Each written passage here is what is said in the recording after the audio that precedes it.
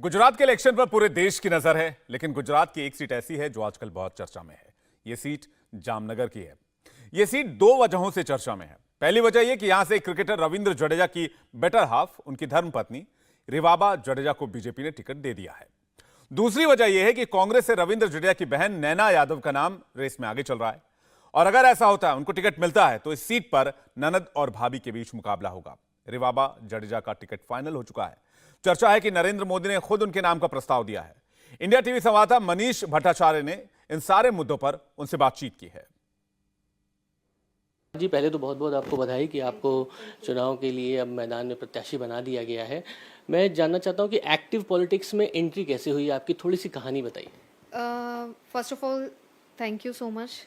और मैं अपने साथ साथ जो लोगों का प्रत्याशी बनने का भी जो महिला और पुरुष भाई हैं, उनका जो जैसे चयन हुआ है उम्मीदवार के तौर पे, तो उन सभी को मैं हार्दिक शुभकामनाएं दे रही हूँ अपनी तरफ से।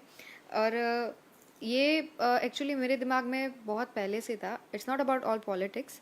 एक जो समाज सेवा, देश सेवा, जो मैं 9th स्टैंडर्ड में थी तब से आई हैड अ थॉट कि मुझे कुछ सिविलियंस के लिए करना है, देश के लिए करना है। Then I appeared for Indian air force और यूपीएससी के लिए आई वॉज एन एस्पिरेंट। तो ये जो एक था कि सोशली और देश के लिए, देशभक्ति के लिए एक कनेक्शन है, वो कहीं ना कहीं दिल में था। But fortunately I got married with Ravindra Jadeja. तो वो थोड़ा डाइवर्ट हो गया, कहीं ना कहीं जो ये पैशन था वो पीछे रह गया। At that time he pushed me कि इतना कैलिबर है, इतना आप कुछ करना चाहते हो। माय हस्बैंड पुश्ड मी कि अच्छा, आपके दिमाग में ये चल रहा है तो आप ऐसा मंच चुने जहाँ पर मैं आपको सपोर्ट कर सकूँ, आप फैमिली को साथ लेके आगे बढ़ सके। तो उसी बात को ध्यान में रखते हुए 2018 and we met our honourable prime minister Narendra Modi ji. तभी से उनके साथ जो इंटरेक्शन था वो मेरे लिए पहला क्लिक था, वो पहली मेरी प्रेरणा थी कि इस। और सर ने भी मुझे ये बात बहुत ही ओपननेस से बोला था कि आप जैसे जो भी अच्छे अच्छे लोग हैं, जो भी पोटेंशियल वाले लोग हैं, वो अगर पॉलिटिक्स में आते हैं तो देश के लिए भी अच्छा है। तो we are always welcoming you wholeheartedly. तो ये बात मेरे दिमाग में कहीं ना कहीं बैठी हुई थी। और उनकी जो एक प्रेरणा है, विश्व फलक पे हम अभी देख रहे हैं कि सर ने जिस हिसाब से हमारे देश की जो छवि रिक्रिएट की है, तो वो अपने आप में ही मेरे लिए बहुत बड़ी गर्व की बात थी। उनसे इंस्पायर होकर पार्टी के जो सिद्धांत है, एक वैचारिक भावनाओं के साथ हर एक नागरिक जुड़ता है। तो ये भावनाओं के साथ मैं 2019 में भारतीय जनता पार्टी में मेरा ऑफिशियल जो प्रवेश हुआ, उसके बाद से ये यात्रा शुरू हुई। देन आफ्टर हमारे गुजरात में पर्टिकुलरली, और भारतीय जनता पार्टी का एक मोटिव भी है कि आम से आम आदमी तक पहुंचना, लोगों से मिलना, जो भी जैसे गुजराती में बोलते हैं कि छेवाड़ा ना मानवी सूदी पहुंचूं। ठीक है, जो मेरे गुजराती फैंस हैं, फॉलोअर्स हैं, मेरे फैंस हैं, जो भी नागरिक है, वो समझ जाएंगे मैं कहना क्या चाहती हूँ। तो वो एक मोटिव को ध्यान में रखते हुए मैंने प्रवास शुरू किया। जामनगर से हूँ मैं, ठीक है, मेरा ससुराल जामनगर से है। तो आसपास के जितने भी विलेजेस हैं, सबसे ज़्यादा ज़रूरत होती है कि हमारा प्रधानमंत्री सर का भी एक मोटिव रहा है कि एक फीमेल सेंट्रिक अगर जो नेशन की सोच रहेगी, तो डेफिनेटली जो अपकमिंग जनरेशन्स हैं उनको बहुत ज़्यादा हम आगे तक लेके जा सकते हैं। वैचारिक तौर पे, एजुकेशन पर्पस से, अगर एक माँ शिक्षित हो, एक लेडी, एक स्त्री, एक महिला जो सशक्तिकरण के तौर पे खरी उतरती है, तो वो एक फ्यूचर जो जनरेशन है उनके लिए भी बहुत बड़ी बात है। उनको रोल मॉडल के तौर पे हम देख सकते हैं। तो स्त्री सशक्तिकरण, आत्मनिर्भरता और गर्ल चाइल्ड, जो हमारा बेटी बचाओ बेटी पढ़ाओ, जो सारे मोटिव्स हैं, जो स्पेशली फीमेल सेंट्रिक्स हैं, उन मुद्दों पर मैंने चर्चा की मेरी टीम के साथ। थोड़ा बहुत वैचारिक भावनाओं से देखा कि क्या कर सकते हैं बेटर। देन मातृशक्ति चैरिटेबल ट्रस्ट, जिनके मैं चेयरपर्सन हूँ, उसके माध्यम से भारतीय जनता पार्टी के कार्यकर्ता के तौर पे एक जो जर्नी मेरी शुरू हुई, गांव-गांव तक जाना, महिलाओं के साथ मुलाकात करना। बिकॉज कभी कभार क्या होता है कि सिटी एरिया में तो महिलाएं बाहर निकल के अगर उनके हक में कुछ उनको चाहिए, उनको कुछ डिमांड है, उनको कुछ ज़रूरत है, तो वो बाहर निकल के बोल सकती है।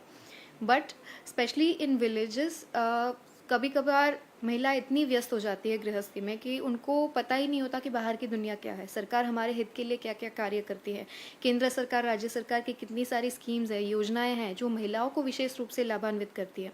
तो ये सारी जो बातें हैं वो महिलाओं तक पहुंचाना, स्पेशली गांव की महिलाओं तक पहुंचाना, उनको एम्पावर करना, उनको थोड़ा शिक्षित करना, थोड़ा, बिकॉज विमन जो मैं अपनी तरफ से मानती हूँ कि महिला सशक्तिकरण की ज़रूरत नहीं है, वी आर ऑलरेडी एम्पावर्ड। जो एक शक्ति अंदर पड़ी हुई है उनको सिर्फ निखारना है, बाहर लाना है। तो ये जो कार्य मैंने किया वो आज 200 गांव तक अभी बेनिफिट मिला है कुल मिला के। बेनिफिट तो साथ साथ मिला है, बट मुझे एक एक्सपीरियंस मिला है। मैं एक चीज़ ये माना जाता है कि पॉलिटिक्स में जब किसी की एंट्री होती है तो विदाउट गॉडफादर या बैकबोन अगर उसकी किसी की नहीं है तो इतना एक्टिव पॉलिटिक्स में एंट्री नहीं करेगा। आपके फादर आरएसएस से जुड़े हुए हैं, संघ से, तो क्या माने उसका कुछ बेनिफिट है? और क्या आप कभी शाखा वगैरह गई हैं, आपने देखा है? ये बात भारतीय जनता पार्टी के लिए खरी नहीं उतरती, बिकॉज यहाँ पर हर एक कार्यकर्ता अपने आप में ही एक उम्मीदवार है। बिकॉज हम जो अभी हमारा जो प्रत्याशी के रूप में चयन हुआ है, लेकिन हमारे पीछे पूरा हमारा परिवार है। संगठन की जो शक्ति है वो भारतीय जनता पार्टी का अब तक का सबसे बड़ा शक्ति प्रदर्शन है कि यहाँ मुझे अभी मेरा जो अभी कार्य क्षेत्र है, मुझे ऐसा कभी नहीं लगा कि मैं प्रत्याशी, मुझे ऐसा लगा मैं कार्य करता हूँ। मेरे साथ इतने वडील सब मेहनत करके मुझे पुश कर रहे हैं, मुझे छोटी छोटी चीज़ें जो बता रहे हैं, मुझे हर एक मोड़ पे इतना गाइडेंस मिल रहा है कि मैं अपने आप को बहुत ही नसीबदार, बहुत ही लकी समझ रही हूँ कि ऐसा परिवार से मुझे जुड़ने का मौका मिला। और हाँ, मैं राष्ट्रीय स्वयंसेवक संघ से बहुत ही गहरे रिश्ते से जुड़ी हुई हूँ। उनके जो आदर्श है, उनके जो सिद्धांत है, कहीं ना कहीं मुझे बहुत ही स्पर्श करते हैं अपनी असल ज़िंदगी में भी, राजकीय ज़िंदगी में भी, और सोशली जो एक लाइफ है उसके साथ भी। शाखा, यस, मेरे बुआ के मेरे जो भाई है, चचेरे भाई हैं, वो शाखा से जुड़े हुए थे। तो मुझे पूरा परिचय है कि संगठन की शक्ति क्या होती है। यानी शुरुआत से परिवार में एक ऐसा सिनेरियो था कि राजनीति और राजनेताओं से मेल मिलाप होता रहता था।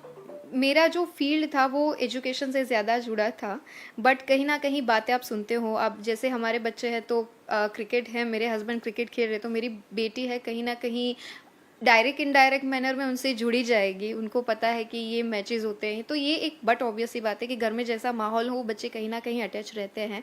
बट सबसे ज़्यादा मेरे खुशी की बात ये है कि अभी तक मैंने 201 गांव तक मैंने मुलाकात की हुई है। आगे भी ये यात्रा आई विल कंटिन्यू। मैं उनको कुछ दे सकूं, उससे ज़्यादा मुझे बहुत कुछ मिला है। आपको फ़ोन कब आया कि आपको टिकट फाइनल हो गया है, अब आप मैदान में उतर जाइए?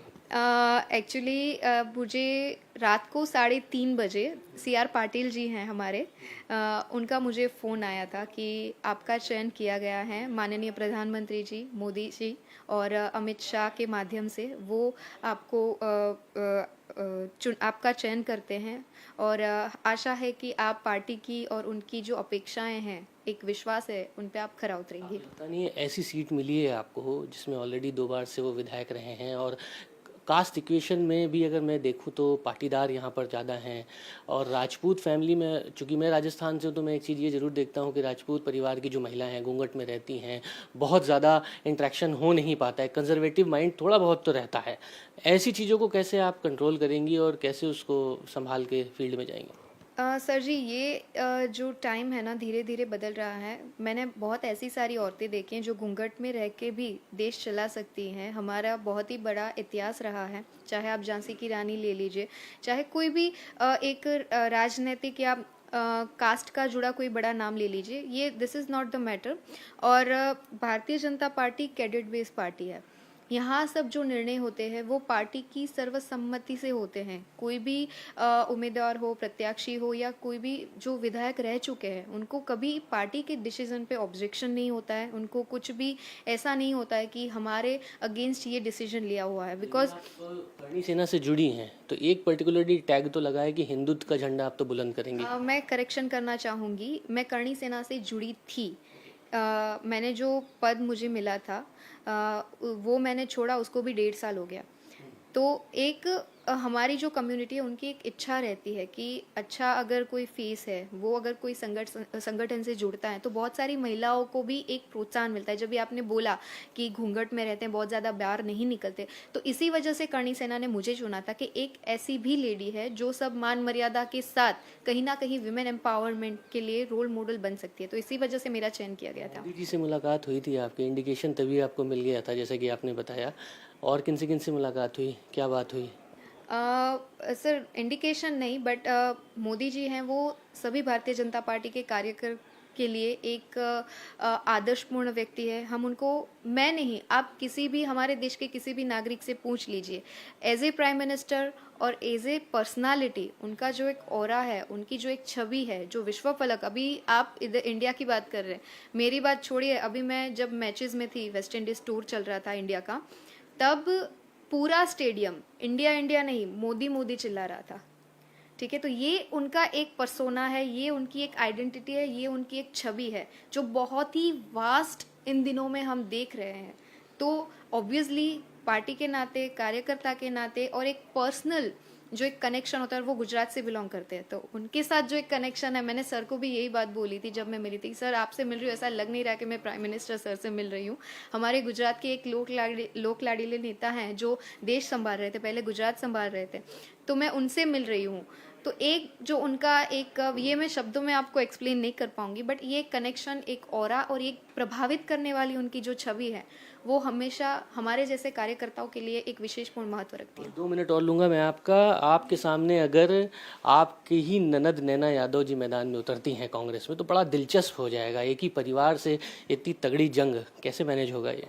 सर जी, ये this is not the first time. आपने पास्ट में बहुत सारे ऐसे केसेस देखे होंगे कि जहाँ पर फैमिली के 2 मेंबर्स हैं, वो अलग अलग पोजीशन पे, अलग अलग पार्टी के साथ जुड़े होते भी एक साथ मीन्स आगे बढ़ते हैं। तो इट्स अबाउट देयर चॉइसेस, उनका कुछ अलग विचारधारा पे विश्वास रखना। हमारी हाथ की 5 उंगलियां हैं, वो भी एक समान नहीं है।